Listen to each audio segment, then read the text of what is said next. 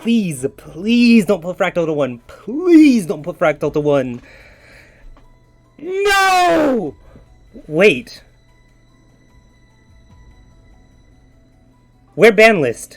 Hello YouTube. Today I'm going to give you a quick synopsis of the ban list and what I think it means for the cards in the meta if you need help understanding how much of an impact I think things will have. I will have a link down below to DK's MasterDuel meta page if you want to go ahead and check out the ratios for yourself and look through the list. I also will, right below, have a tier list, as you can see right now, that is basically going to be me rating how much of an impact I think the change is going to have towards the metagame, not specifically towards the deck themselves. So whatever the card is placed at in the list, whatever tier, it's how much of an impact I think that change will have on the meta as an entirety. As the final editor's note, I realized after editing this video that Konami very much seems to be taking the Hearthstone approach when it comes to nerfing their cards, where they hit mostly rares, they hit a good amount of SRs, and they didn't actually hit a single UR, since they are giving dust refunds by the way if you're not sure. So it looks going forward, it's probably going to be pretty unlikely that they do hit UR cards at all, and it's going to focus mostly on SR rare and normal nerfs if they can afford to do, in order to not have to give it too much dust back, just it's just like, you know, a general business strategy that's been in the card game market for a while.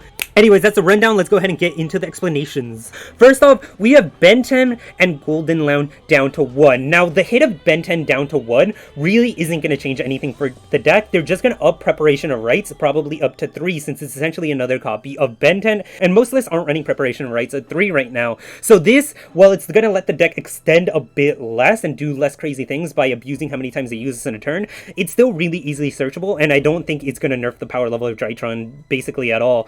Conquistador at 1 does very heavily hit the deck because it really shortens their ability to float, and it reduces the amount of disruption and starters that they have. So this is a very big hit. It's a bit weird since Outlich really isn't that dominant once people figure out the meta, but still a good hit nonetheless. DD Dynamite to 2. Typically the semi-limited list is very famous and notorious for not having any impact on the game whatsoever, as YouTubers like Simo very famously state, but DD Dynamite to 2 is a really good hit because it means Lilith is no longer guaranteed to find DD Dynamite. Not only that, but you can no longer grab this off Trap Tricks since you need to get 2 copies on the field, and if you grab it off Trap Tricks, it means you banish one of them, which means you no longer have a win condition. So this is a really strong hit against DD Dynamite, although I think they could have done more.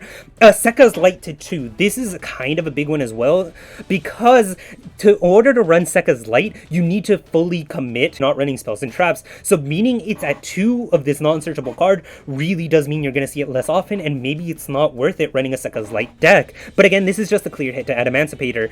Fusion Destiny to 2. This is a really strange one. I feel bad for hero players because they came out as big losers in this since it's such a powerful card for them. This is really going to hurt hero decks, and it's definitely just a preparation for Destiny Phoenix Enforcer, which is going to be an absolute monster when it comes out. But as for right now, there's no reason to hit this card this early.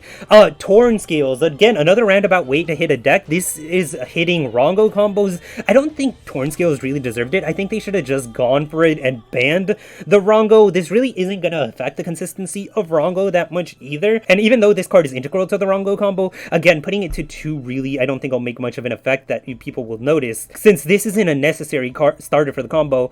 Fractal to 2. This, again, is not going to change anything. Like, you're barely going to notice the difference in Tri-Brigade. This semi-limit's basically non-existent. Tri-Brigade's at full power. Tri-Brigade will break like 2% more often.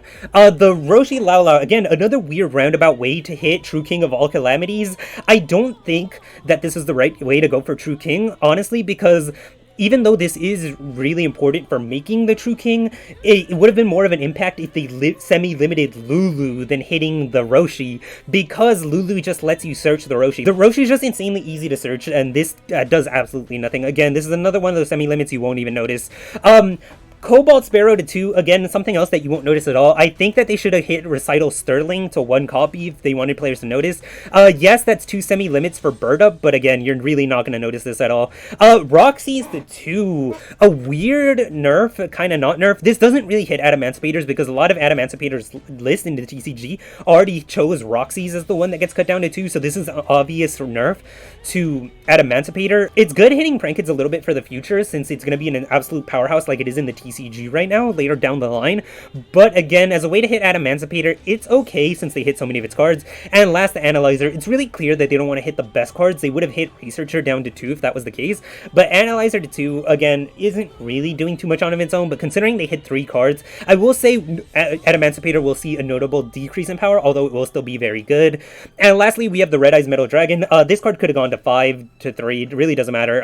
This changes nothing. Good for you, Red Eyes players, though. Moving on to the biggest winners and the biggest losers. The biggest winners are definitely Virtual World, Tri-Brigade, and Drytron. No new deck is going to randomly shoot to power because of this ban list. The best decks are still going to be Drytron, Tri-Brigade, and Virtual World, definitely, because the cards that they got hit really don't matter for the ratios they got hit to. The biggest losers were definitely at Emancipator, Outlich, and Heroes. Poor Hero players did nothing wrong, and they got done absolutely dirty. Outlich took a massive hit in its ability to play that long grind game, with having Conquistador down to 1 is absolutely huge, and Emancipator took a lot of little hits, which I'm not sure is going to be super relevant, but it's relevant enough. Anyways, that's basically the rundown of what the power levels are really going to be like. Of course, I can't say any of this for sure, as nobody can really predict the metagame in its entirety, but it seems pretty clear to me that this isn't a massive change, and the power level is basically going to stay the same. But honestly, I'm just really happy to get a ban list. Thank you for watching. Hopefully you guys enjoyed a little bit of an explanation, and if you did find this helpful instead of the typical reaction that people do, be sure to drop a like, subscribe, or even a comment. Any of the 3 really help. Thank you guys for watching. This is Rojas,